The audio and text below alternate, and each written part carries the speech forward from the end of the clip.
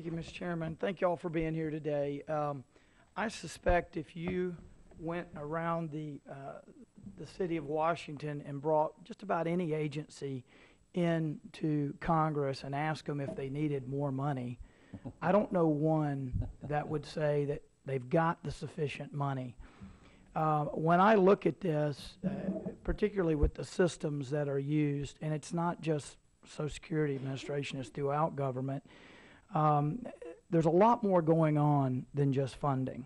The VA has a big backlog, and their computer systems can't talk to DOD. Now, a lot of that has to do with, I think, contractors making unique systems so they'll have jobs forever.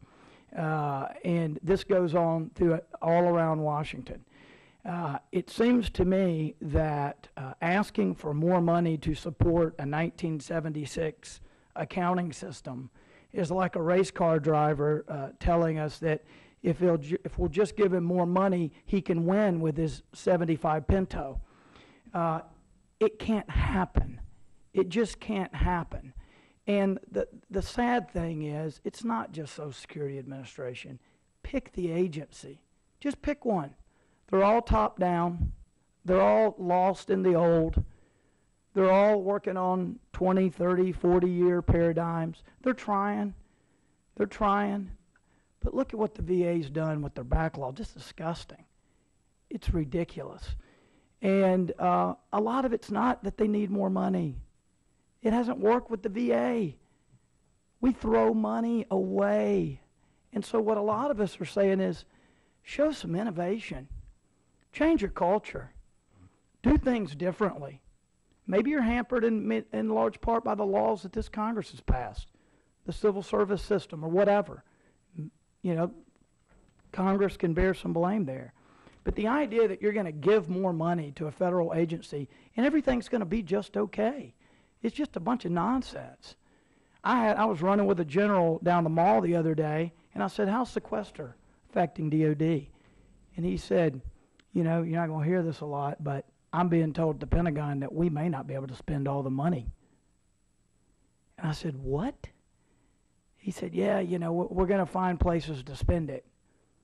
I met with a commander at an air base in my district who said, I asked him about sequester. He said, you know, in a weird way, I think the Air Force is going to be stronger than ever. And I said, really?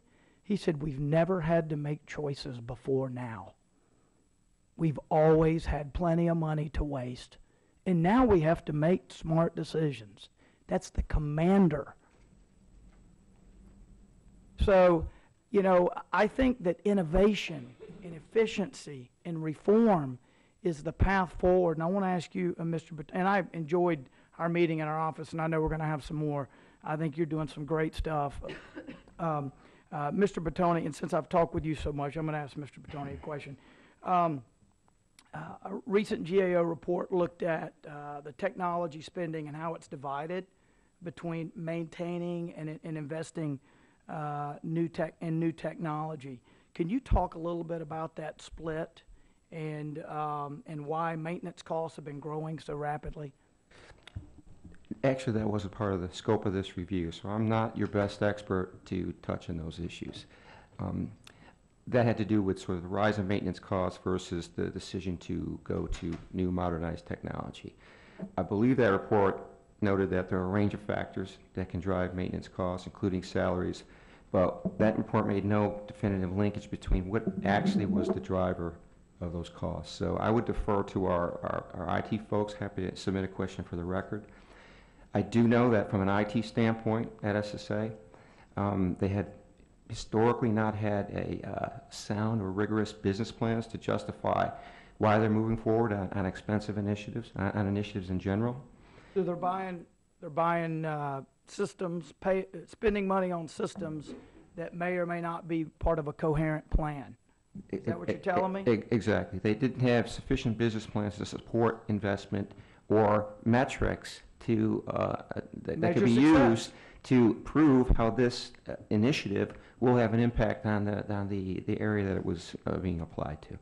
We've made recommendations that they do so, that they have a more rigorous business plan. That's a good thing. We also know that they haven't historically updated their information IT strategic plan, and they haven't adhered to it. Instead, they've tend to be bound by the shorter-term budget cycle.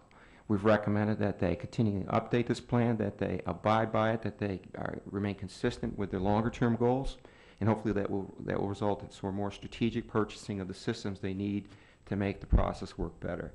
We have those recommendations. I believe they've agreed, and what we're waiting to see is how they play out. But again, that's another team. I can get you a more definitive answer. If you want to submit that for the record, we can certainly do that. That'd be great. Thank you so much. Appreciate you. Thank you. Mr. Schock, you carried a question?